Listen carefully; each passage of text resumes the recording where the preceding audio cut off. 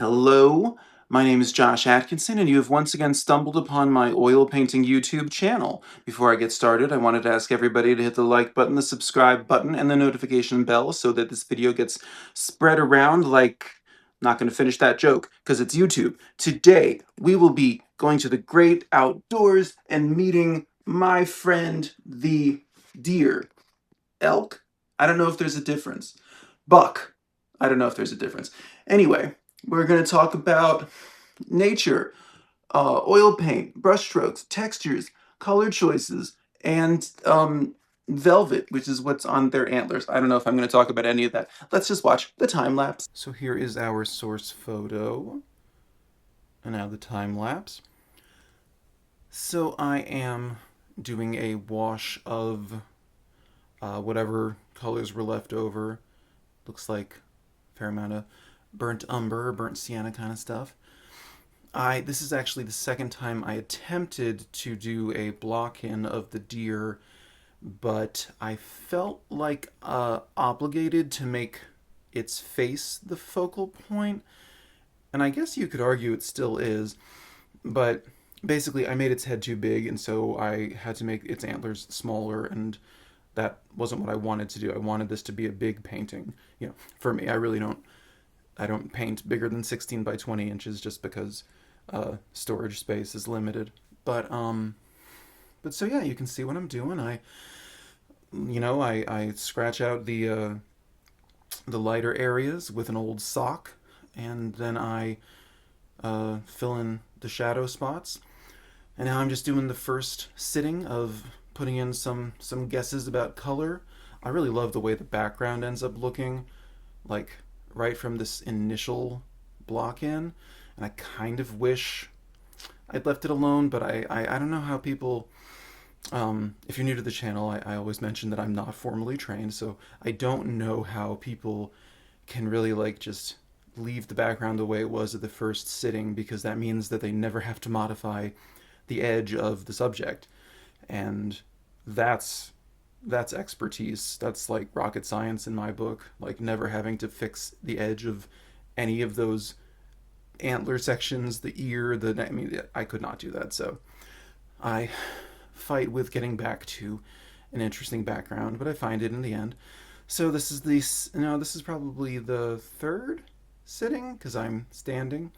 I don't know. At this point, I try to bring my style to it. As I always say, blocky, choppy brush strokes with square brushes. Just trying to put, color down in a big brush stroke and then back away and see how it works.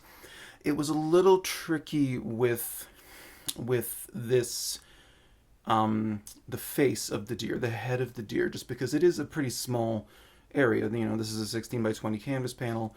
So that the head of that deer is, I don't know, like 4 inches long, 3 inches wide maybe. So big square brushes weren't quite getting what I needed. I'm trying to pack up the background now. I'm using my phthalo blue. I blocked it in with ultramarine because I think ultramarine is less punchy and rich, but now it's time for phthalo. But this leads us to it becoming too sort of jewel-toned and pastel-looking not too long from now, and it's just not the effect that I want.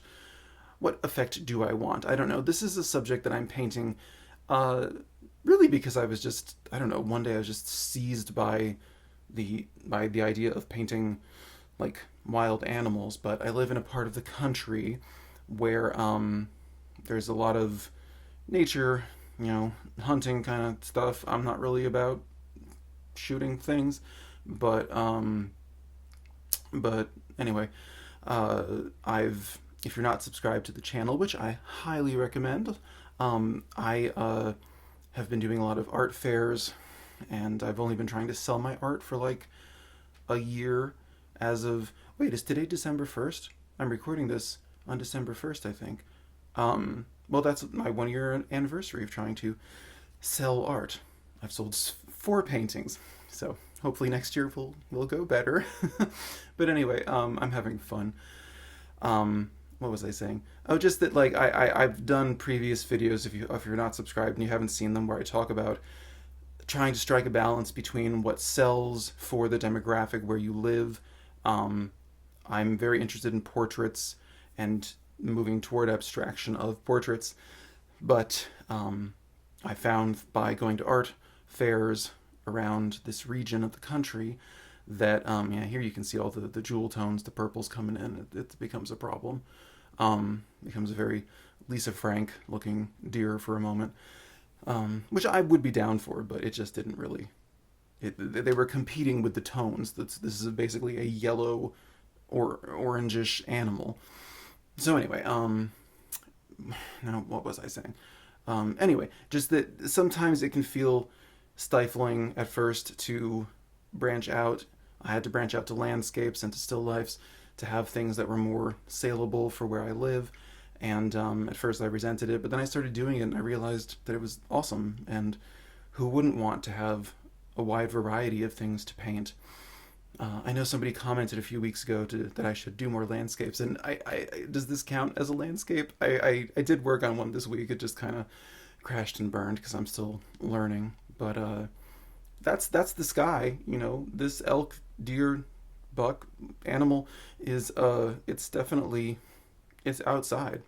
So anyway, yeah, I'm trying to neutralize the blue, so I actually wind up bringing in some yellow ochre, but also just some like grimy, sooty sediment at the bottom of my cup of container of Gamsol. Uh, so that kind of ended up working. Sometimes that nasty little dirty sediment at the bottom of your, you know, brush cleaning paint thinner container thing, that sometimes can be the answer itself. So anyway, this is the finished painting. It is a 16 by 20 inch canvas panel, and here's some detail shots.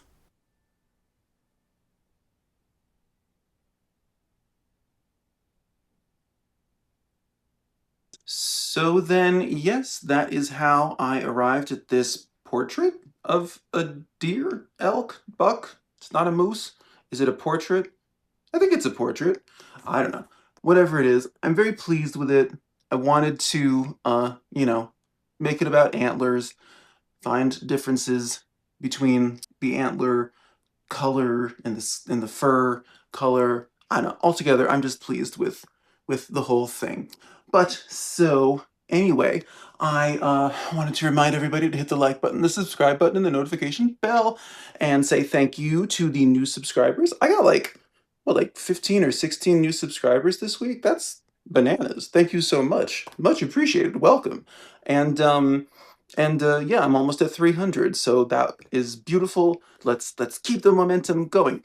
If you enjoyed this video, check out last week's where I talked about my sort of signature portrait style, and the previous week I talked about traditional styles of velvet and pumpkins.